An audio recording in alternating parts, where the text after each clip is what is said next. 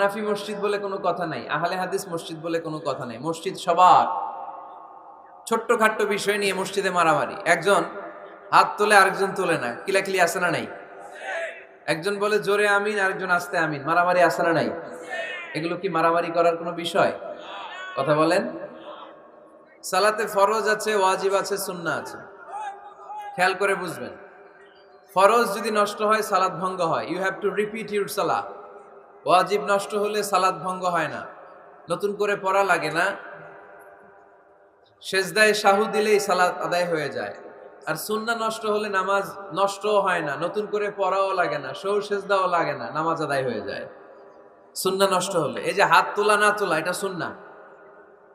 আমিন জোরে বলা না বলা, এটা কি সুন্নাহ, যেটা কোনো কারণে কেউ না করলেও তার নামাজ কবুল করে নেবে কে? আর এই সব সুন্নত লই আঙ্গ দেশে কিলাকিলি। মৌলভীবাজারে মাশাআল্লাহ এগুলা নাই, এখানেও আছে। এগুলার অবসান ঘটুক, আমরা চাই কি চাই না? আর কত এই ছোটখাটো বিষয় নিয়ে আমরা এই বিভেদের প্রাচীর আর দেয়ালকে উঁচু করবো আমাদের মাঝখানে?